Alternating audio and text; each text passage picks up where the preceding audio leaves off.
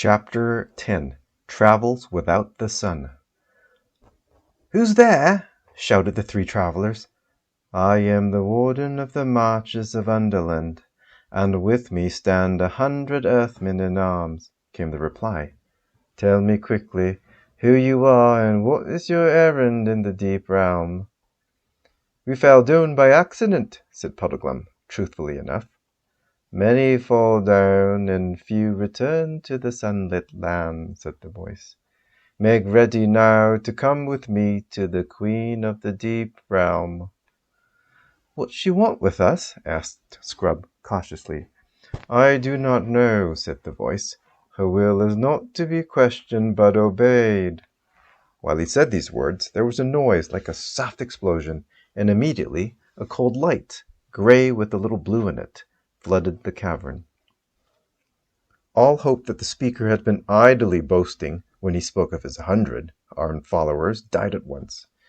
Jill found herself blinking and staring at a dense crowd. They were of all sizes, from little gnomes barely a foot high to stately figures taller than men. All carried 3-pronged spears in their hands, and all were dreadfully pale, and all stood as still as statues. Apart from that, they were very different. Some had tails and others not. Some wore great beards, and others had very round, smooth faces, big as pumpkins. There were long pointed noses, and long, soft noses like small trunks, and great blobby noses. Several had single horns in the middle of their foreheads. But in one respect they were all alike. Every face in the whole 100 was as sad as a face could be. They were so sad that, after the first glance, Jill almost forgot to be afraid of them. She felt she would like to cheer them up. "Well," said Puddleglum, rubbing his hands, "this is just what I needed. If these chaps don't teach me to take a serious view of life, I don't know what will. Look at that fellow with the walrus mustache, or that one with the—" "Get up," said the leader of the Earthmen. There was nothing else to be done. The three travelers scrambled to their feet and joined hands. One wanted the touch of a friend's hand at a moment like that. And the Earthmen came all around them, patting on large soft feet, of which some had 10 toes, some 12, and others none. "March," said the warden, and march they did. The cold light came from a large ball on the top of a long pole, and the tallest of the gnomes carried this at the head of the procession. By its cheerless rays they could see that they were in a natural cavern. The walls and roof were knobbed, twisted, and gashed into 1,000 fantastic shapes, and the stony floor sloped downward as they proceeded. It was worse for Jill than for the others, because she hated dark underground places.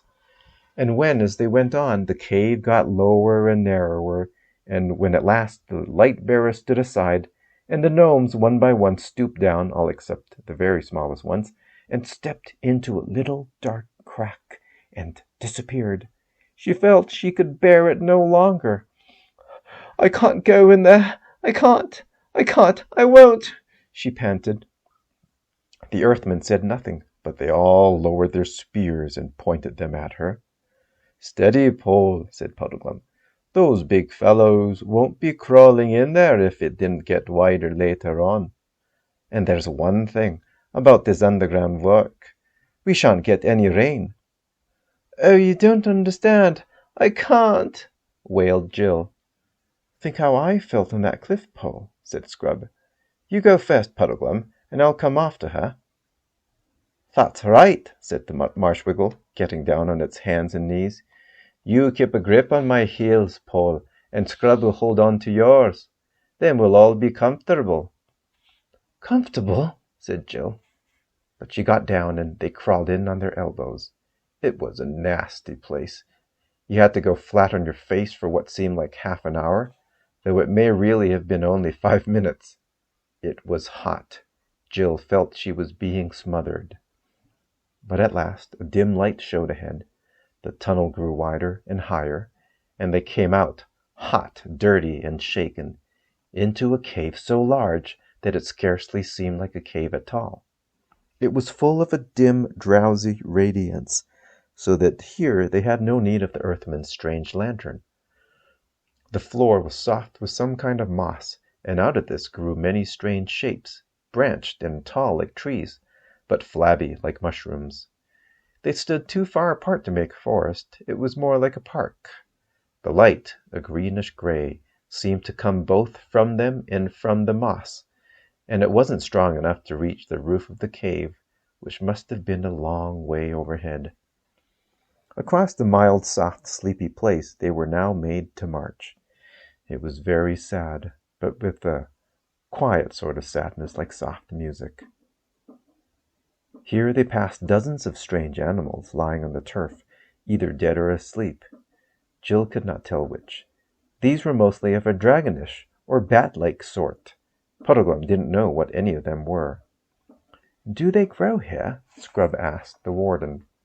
He seemed very surprised at being spoken to, but replied, "No, they are all beasts that have found their way down by chasms and caves, out of Overland into the deep realm.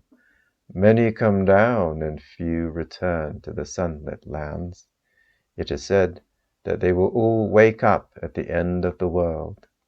His mouth shut like a box when he had said this, and in the great silence of that cave the children felt that they would not dare to speak again. The bare feet of the gnomes, padding on the deep moss, made no sound. There was no wind, there were no birds, there was no sound of water, there was no sound of breathing from the strange beasts. When they had walked for several miles, they came to a wall of rock, and in it a low archway leading into another cavern. It was not, however, so bad as the last entrance, and Jill could go through it without bending her head. It brought them into a smaller cave, long and narrow, about the shape and size of a cathedral, and here, filling almost the whole length of it, lay an enormous man fast asleep. He was far bigger than any of the giants, and his face was not like a giant's, but noble and beautiful. His breast rose and fell gently under the snowy beard which covered him to the waist. A pure silver light, no one saw where it came from, rested upon him. "Who's that?" asked Puddleglum, and it was so long since anyone had spoken that Jill wondered how he had the nerve. "That is old Father Time, who once was a king in Overland," said the warden, "and now he has sunk down into the deep realm, and lies dreaming of all the things that are done in the upper world. Many sink down, and few return to the sunlit lands. They say you will wake at the end of the world." And out of that cave they passed into another, and then into another, and another, and so on till Jill lost count. But always they were going downhill, and each cave was lower than the last, till the very thought of the weight and depth of earth above you was suffocating. At last they came to a place where the warden commanded his cheerless lantern to be lit again. Then they passed into a cave so wide and dark that they could see nothing of it, except that right in front of them a strip of pale sand ran down into still water, and there beside a little jetty lay a ship without mast or sail, but with many oars. They were made to go on board her, and led forward to the bows, where there was a clear space in front of the rowers' benches, and a seat running round inside the bulwarks. "One thing I'd like to know," said Puddleglum, "is whether anyone from our world, from up atop, I mean, has ever done this trip before." "Many have taken ship at the pale beaches," replied the warden, "and—" "Yes, I know," interrupted Puddleglum, "and few return to the sunlit lands. You needn't say it again. You are a chap of one idea, aren't you?" The children huddled close together on each side of Puddleglum. They had thought him a wet blanket while they were still above ground, but down here he seemed the only comforting thing they had. Then the pale lantern was hung up amidships, the Earthman sat to the oars, and the ship began to move. The lantern cast its light only a very short way. Looking ahead, they could see nothing but smooth, dark water, fading into absolute darkness. "Oh, whatever will become of us?" said Jill despairingly. No, don't let your spirits down, Paul, said the Marshwiggle. There's one thing you've got to remember. We're back on the right lines. We were to go under the ruined city, and we are under it. We're following the instructions again.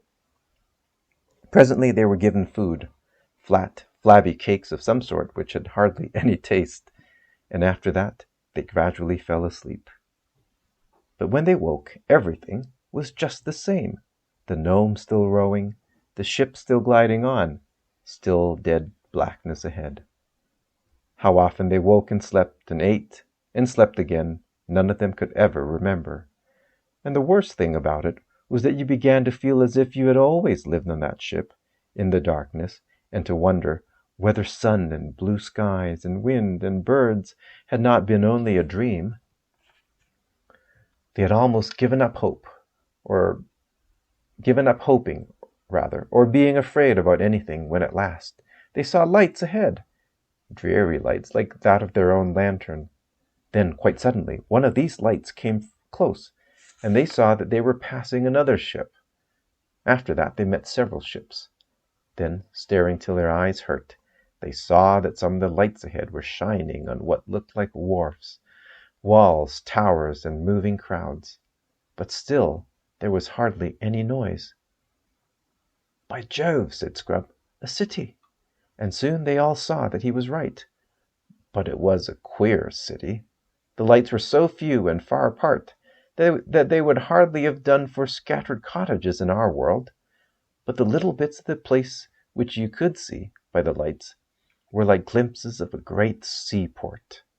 You could make out in one place a whole crowd of ships loading or unloading, in another bales of stuff in warehouses, in a third walls and pillars that suggested great palaces or temples, and always, wherever the light fell, endless crowds, hundreds of earthmen, jostling one another as they padded softly about their business in narrow streets, broad squares, or up great flights of steps. Their continued movement made a sort of soft murmuring noise as the ship drew nearer and nearer. But there was not a song, or a shout, or a bell, or the rattle of a wheel anywhere. The city was as quiet and nearly as dark as the inside of an ant-hill. At last the ship was brought alongside a quay and made fast. The three travelers were taken ashore and marched up into the city. Crowds of earthmen, no two alike, rubbed shoulders with them in the crowded streets, and the sad light fell on many sad and grotesque faces. But no one showed any interest in the strangers. Every gnome seemed to be as busy as it was sad, though Jill never found what they were so busy about. But the endless moving, shoving, hurrying, and the soft pad, pad, pad went on. At last they came to what appeared to be a great castle, though a few of the windows in it were lighted. Here they were taken in and made to cross a courtyard and to climb many staircases. This brought them in the end to a great murkily lit room. But in one corner of it, oh joy!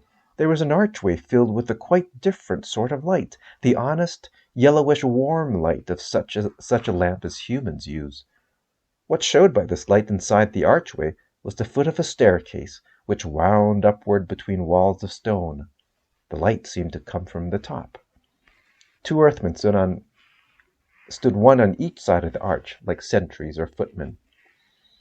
The warden went up to these two, and said, as if it were a password, "Many sink down to the underworld."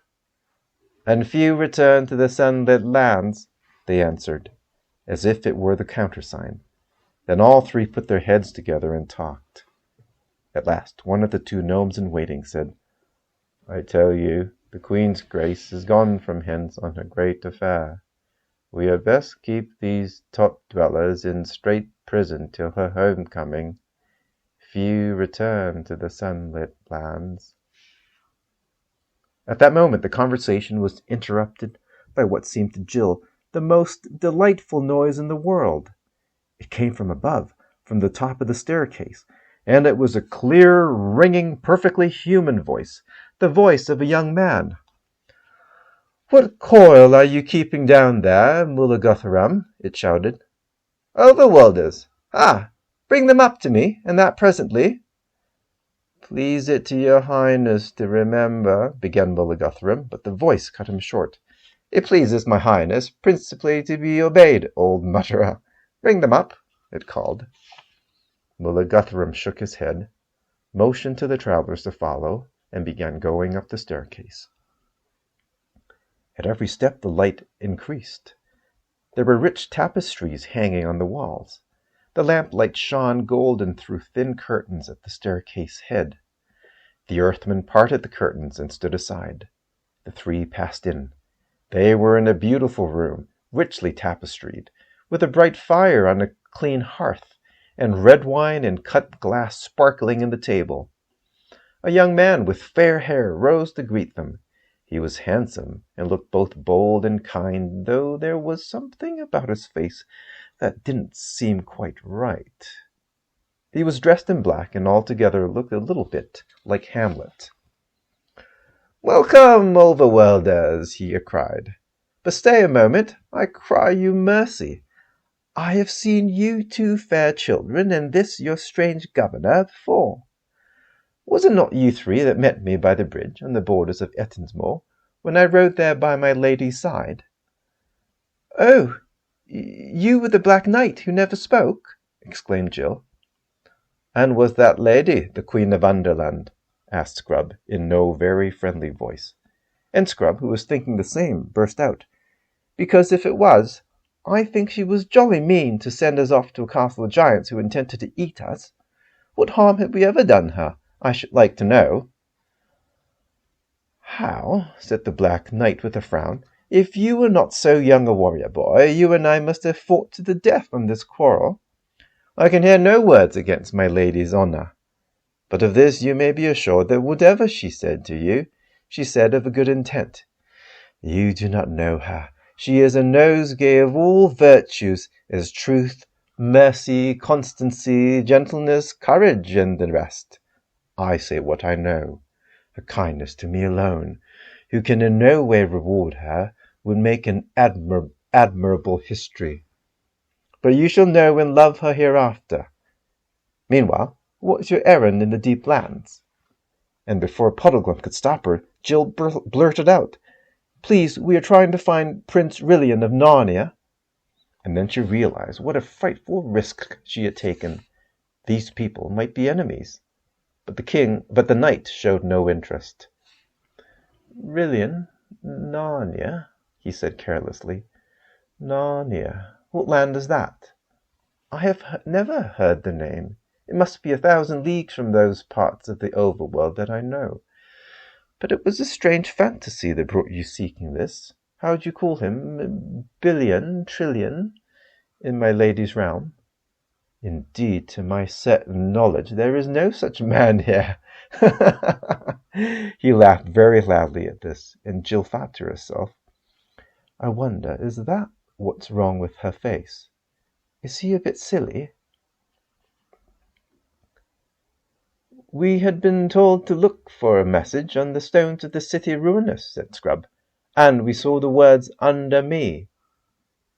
The knight laughed even more heartily than before. "You were the more deceived," he said. "Those words meant nothing to your purpose.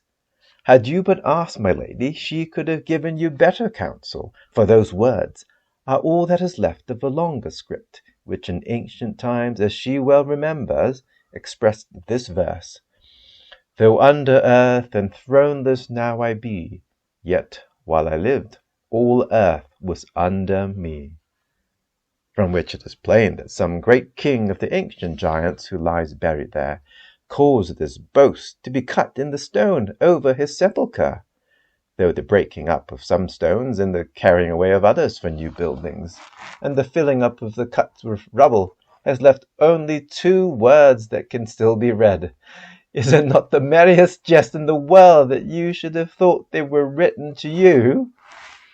This was like cold water down the back to Scrub and Jill, for it seemed to them very likely that the words had nothing to do with their quest at all, and they had been taken in by a mere accident. "Don't you mind," said Puddleglum. "There are no accidents. Our guide is Aslan, and he was there when the Giant King caused the letters to be cut, and he knew already all things that would come of them, including this." "This guide of yours must be a long liver, friend," said the knight with another of his laughs. Jill began to find him a little irritating. "And it seems to me, sir," answered Puddleglum, "that this lady of yours must be a long liver too, if she remembers the verse as it was when they first cut it." "Very shrewd, Frog-face," said the knight, clapping Puddleglum on the shoulder and laughing again. "And you have hit the truth. She is of divine race, and knows neither age nor death. I am the more thankful to her for all her infinite bounty to such a poor mortal wretch as I. For you must know, sirs, I am a man under most strange afflictions, and none but the Queen's grace would have had patience with me." "Patience," said I, "but it goes far beyond that. She has promised me a great kingdom in Overland, and, when I am king, her own most gracious hand in marriage. But the tale is too long for you to hear fasting and standing. Hi there, some of you! Bring wine and updwellers' food for my guests. Please you, be seated, gentlemen. Little maiden, sit in this chair. You shall hear it all." End of the chapter.